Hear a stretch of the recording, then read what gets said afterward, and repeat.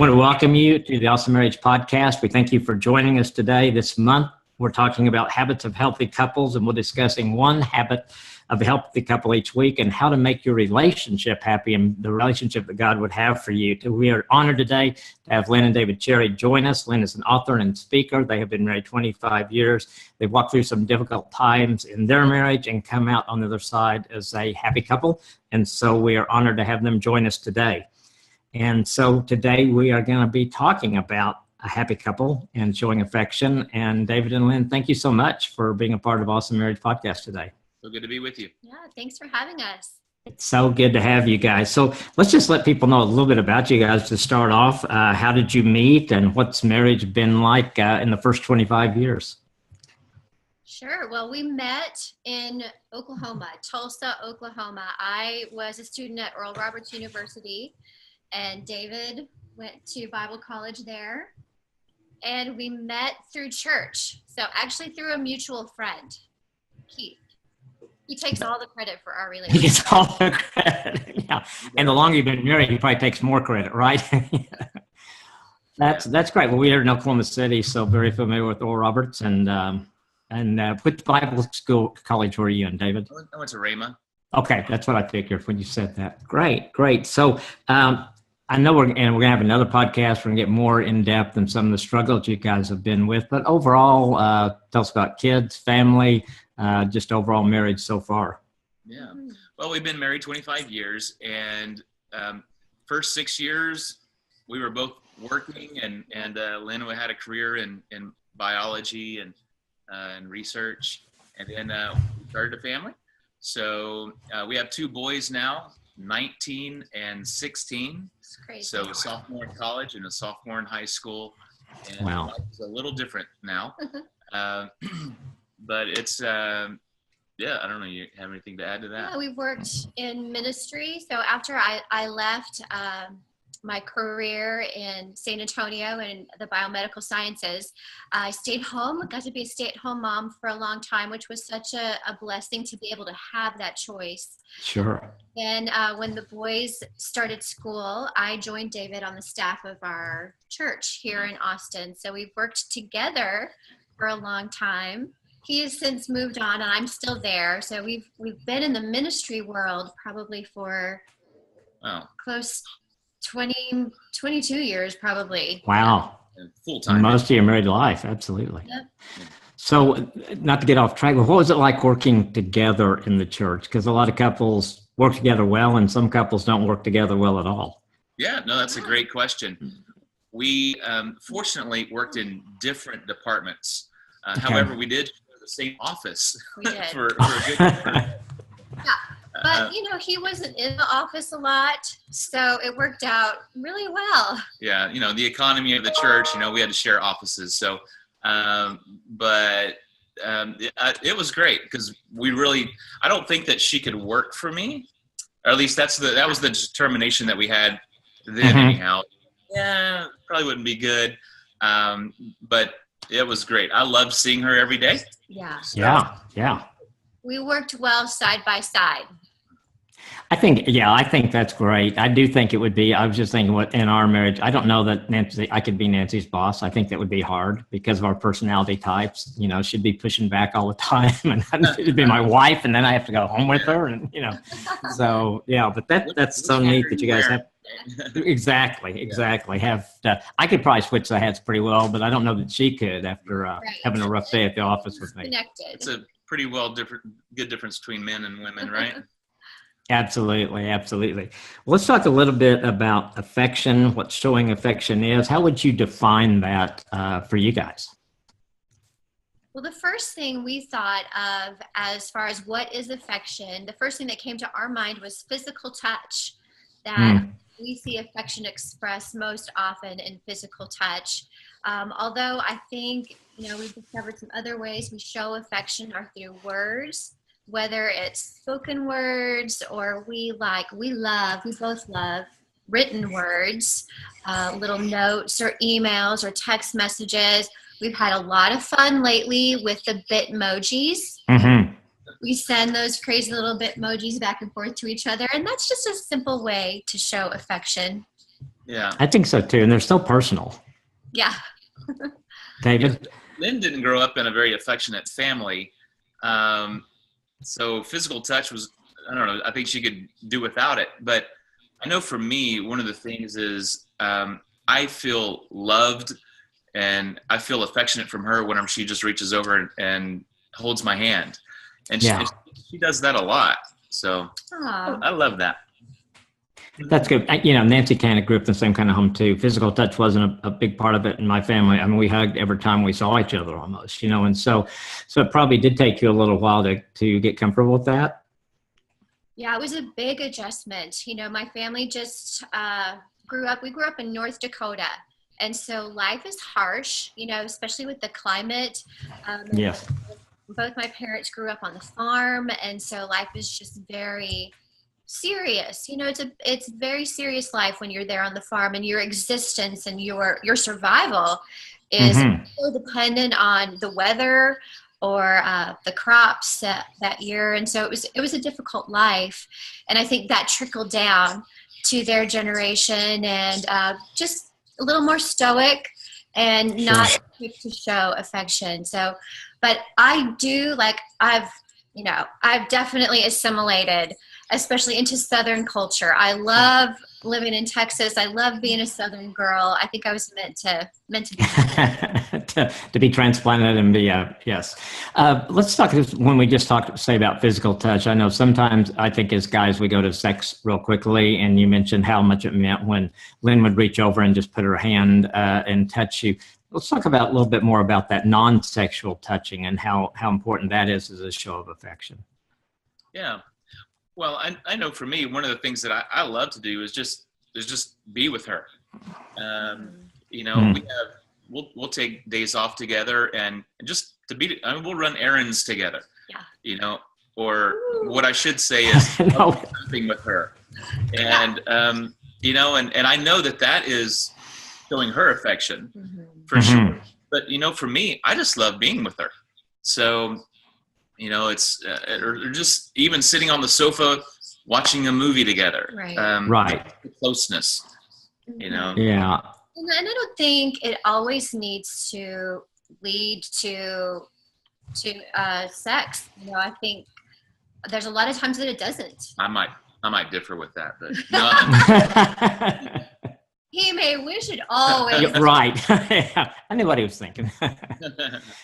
I love what you said about just doing errands.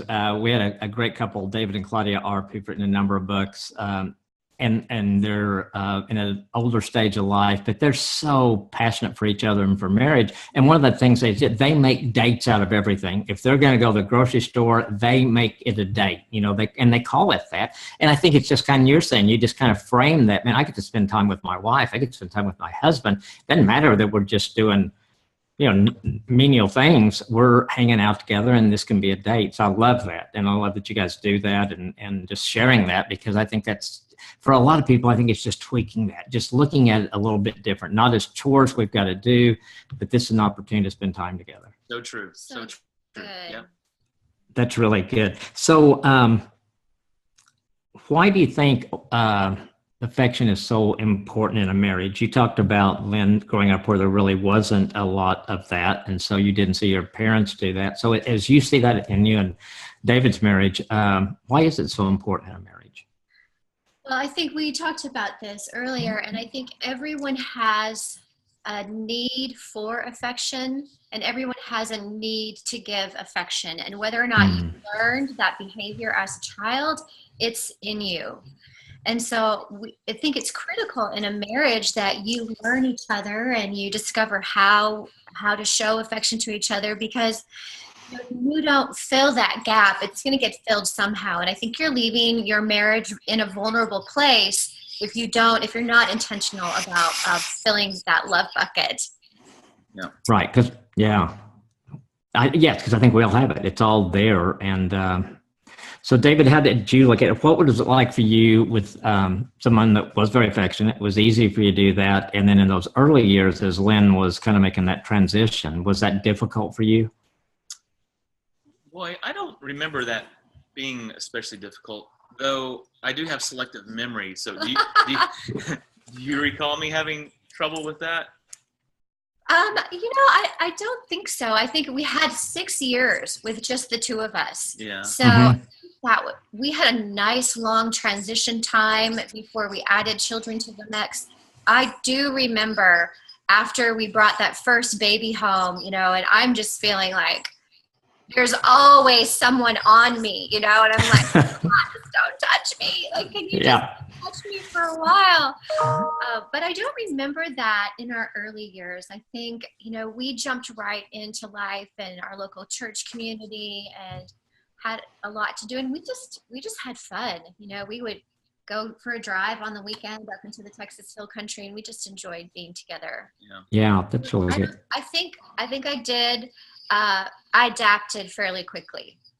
That's good, because I think what you guys went through and what we went through is not unusual. I don't know, I know some couples come together and they both come in affection homes, but for one or the other not to have, I think it's pretty common. And so it's interesting, you guys just sharing that. And I think for us too, I think Nancy really purposely worked at it. I think she saw that in my parents and because we lived in Oklahoma City and they did. And so she was able to see them model that. And I think she valued that. But it was a struggle at times for her. There were times before we had kids, I think she said, "Somebody, you're always on me. Get away a little bit. Give me some space." So. Yeah. I think that as far as Lynn goes, the affection, I think has always been there. But it was her family that was where I had my struggle. So, yeah. So really more just the opportunity to marry someone that valued that and gave you a chance to come to do that. Yeah. To let that be a more part of your life. Yeah. Yeah. That's really good. Really good. How does that make a healthy couple, showing affection? Well, I think I'd like to go back to what David said. It just takes one simple action. When we're out walking in the grocery store together, or we're, maybe walking around the shopping area, the outdoor shopping area, and I reach for his hand, and it's not even a conscious thing in my mind right now. It's just reflexive to want to touch his hand and to want to be connected, as we're walking around. But that says so much more to him in that moment. He feels that bond. Yeah. And it speaks love to him and speaks value to him. So I think it's just being intentional about a drift is going to happen. Sure. Drift, I think, is the natural course of life. And over the years of marriage, there's so much to do. You've got bills to pay, kids to raise, school activities, sports, all the stuff that comes with having a family. If you don't take that intentional step of, we're going to stay connected and I'm going to make our marriage the center of the family and not the children the center of the family, it's easy to drift away from that. And you lose sight of why you're even together. So I think it helps keep you connected. Oh, yeah. I think what you said is so important there, because I think once kids come, it is easy to become child-centered in your family as opposed to marriage-centered. And the fact that, so when you would feel, one of you, that you feel, okay, we are beginning to drift a little bit, what would you do? What was the awareness? What got you back on track? Well, I think first, just honest conversation, and then we both care enough about our marriage that we can have an honest conversation and then do something about it. Yeah. So take some steps towards coming back together, Yeah. And when the kids were small and we were both working together at the church, we had a pretty consistent schedule and we were both off on Fridays. So those Fridays were sacred. Yeah. And we would get up every Friday morning, drop the kids off at school. And a lot of times we'd have a breakfast date. It was hard. We didn't have family here in Austin. And so going out in the evening meant twice the expense of going out while the kids were at school. Sure. We had we had several years of Friday breakfast dates. And that's cool. Yeah. Yeah, I'll ask you, David, because I think we have a lot of pastors that listen to this. As a pastor, Friday was your day off. How do you hold that sacred to your marriage? Because I know a lot of guys, and then they'll get that phone call, and then they'll feel like, oh, somebody needs me. How did you stay consistent that this Friday is for me and Lynn? Well, I think it's just that you hold it sacred. It's there can always be something that can take a priority. But Lynn and I we're in this together. And there might be somebody that had something that came up that it just requires our attention. And sure. But like if we were to go visit somebody in the hospital, we're going to go do that together. And good point. We're still going to be together. A lot of it has to do with putting the cell phone away. If you're going to try to connect with your spouse, you can't do that if you're connected to everybody else with that cell phone. Yeah, that's true. Yeah. So what do you do with the cell phones?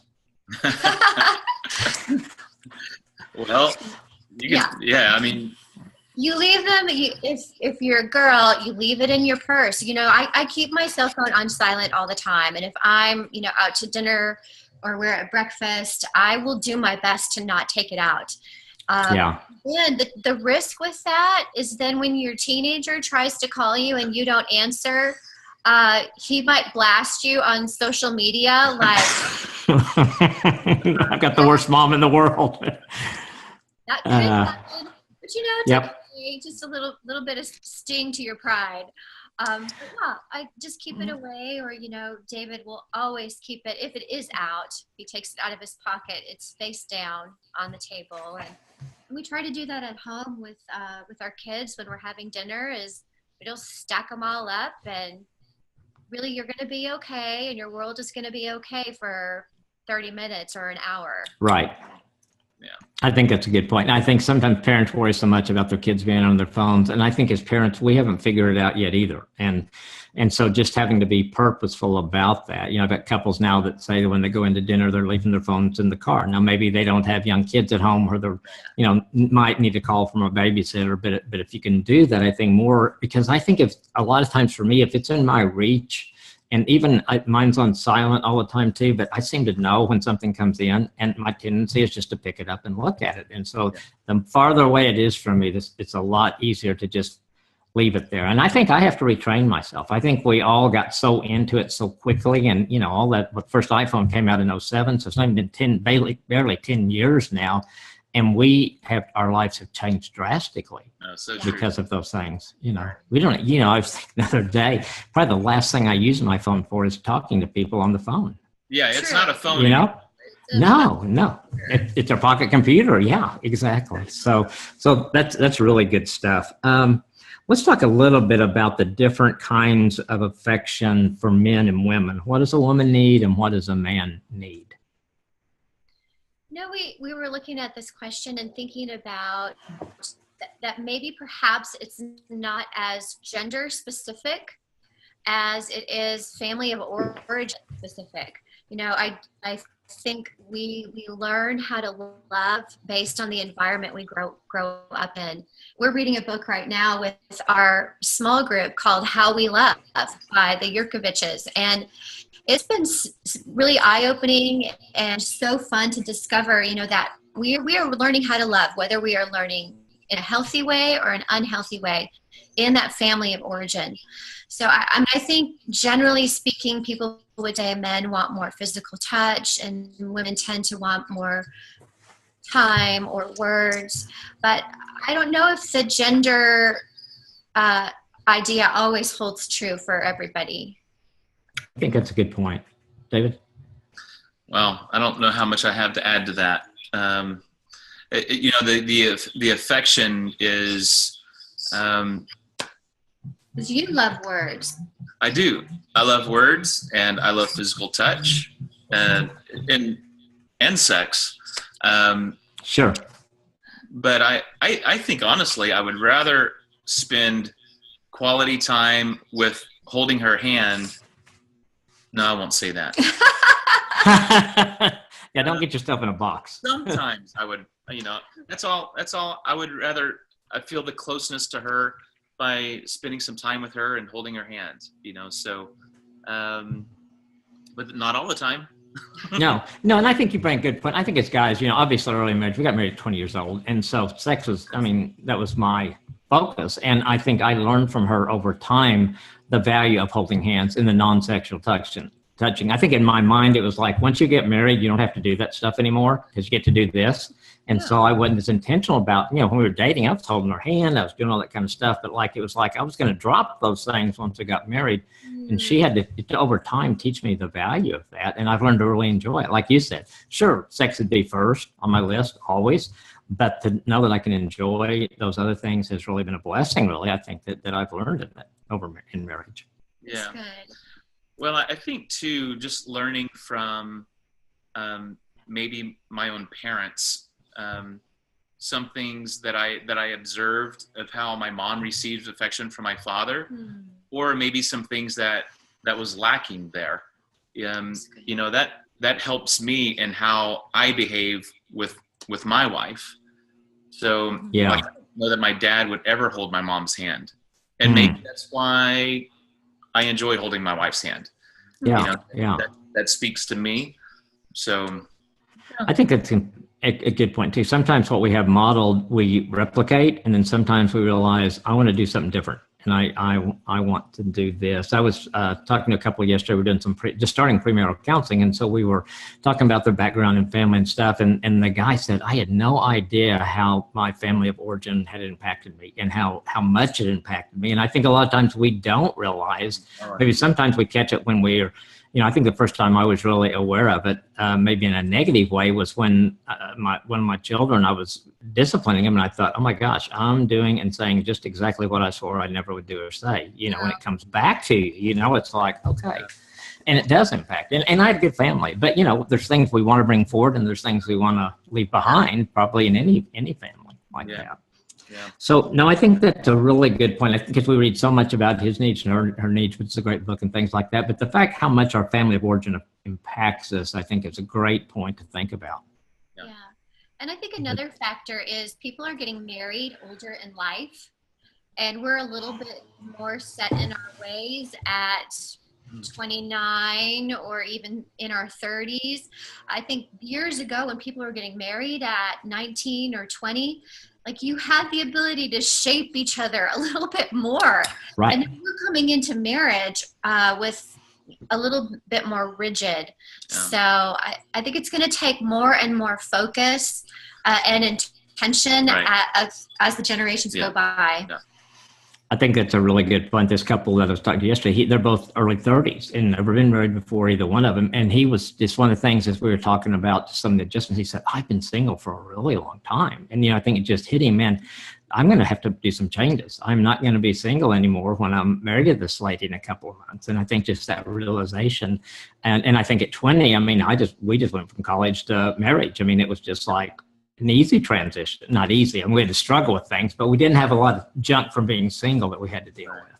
Right. And so, and as we see people get married later, sure, that's some things we're going to have to deal with. Let's kind of look at this. You guys have worked hard on affection. What would you say to a couple that's just not there and they're kind of thinking, what are they missing out of by just not focusing on and being intentional about showing affection with each other? I think it's the connection. It's a foundational connection. I think of one of the classes we did in our recovery. We read the book 7 Principles for Making Marriage Work by the Gottmans. And the very first principle is fondness and admiration. So it's going all the way back to that foundation of affection and attraction. And it's easy to lose sight of those things that first attracted to you to your spouse when you're in the busyness of life. And so I think you're missing out on safety, and you're missing out on closeness. And those things are so important for the longevity of your relationship. Mm-hmm. Yeah. When you earlier, David, you were talking about, when we were talking about different ways you guys show affection, and you talked some that really weren't even, just being together and running errands together, those kind of things. And I think people knowing that there are a lot of ways for that to play out, and they miss out by not taking advantage of all those kind of things. Yeah, that's really good. Really good. So you talked a little bit about the ups and downs that we can go to in marriage, and how you kind of would get back on track. So a couple that maybe they're listening today, and affection was a pretty good part, and maybe life has gotten in the way. They've been raising kids, that kind of thing. What would you say to them about getting back on track? About getting back on track, I think first of all, just remembering why you fell in love with your spouse in the first place. Yeah. And I think if we were to think back and we can easily rekindle that, I think, and take a step towards one another, lean into that relationship. I know for me, one of the things that I felt like really sustained me over all the years, and it was, I don't know how I'm talking about intention, but I don't even know. I feel like it was something that was more natural to me, is I would always talk about my wife and how beautiful she is. And and you called me your bride. My bride. Yes. I love that. And I was a production manager for a large church. And whenever she would walk in the room, I would say something out loud. Or, through the audio system. Yeah. I mean, it wasn't during church. It was like during rehearsals or something like that. And everyone knew how much I admired my wife. And I felt like that was just a real gift, I think, that, and even through some of the struggles that we'll talk about later, it really kept my heart connected to her. Right, or even just the way you saw me, the way you chose to see me. Right, yeah. Right. And I never spoke negatively, never said a bad word about her. There's only one guy that other than our counselor, there's only one guy that I actually spoke, that I would like, man, my wife, she's, yeah. Then he was drive me crazy. Yeah. Yeah. He was my go-to guy though. He was my, he walked with me through all of that. So that is so much wisdom. Yes. Guys, we need to hear that, because I think it's so easy to be hanging around with other guys or be in the gym and just say things that I don't know, because other people are saying them or something. The fact that you didn't, and plus you affirmed her. I mean, you kind of staked your claim on her too. Not only do I love her, but stay away. This is my woman. Well, everybody there knew that I was loved. Yeah. There's a lot of beautiful girls out there. And you can say, oh, wow, look at her. She's beautiful. But man, you better be saying that about your wife. Those were my thoughts. It's like, I'm going to make sure that if I'm ever calling somebody beautiful, or I'm calling somebody hot or sexy or whatever, it's going to be her. Yeah. I agree. Somebody told me, and I love that they said, I know someone else may tell her she's beautiful, but she's going to hear it from me first and more often than anybody else. Absolutely. Yeah. So when you would walk into the auditorium or whatever, and over the loudspeaker comes this husband saying how beautiful you are. So what would it do for you at that point? Yeah. I mean, it's a little bit embarrassing, but in an endearing sort of way, and it felt like love, to know that he was watching for me, he was expecting me, and he didn't care who knew how he felt about me. Yeah. So it's very sweet. It's pretty special. Absolutely. Well, kind of as we wrap this up, any final words of encouragement that you would give to people that are listening today when it comes to that whole deal of showing affection? Yeah, I do want to say that when life gets hard, and if you do go through, and I think every marriage goes through a hard season and a difficult time, that it's easy to go back and rewrite your history and say, it's always been horrible, or we've always had this struggle, it's always been difficult, and we can get mired down in our current struggle and whatever that negativity is that we're dealing with.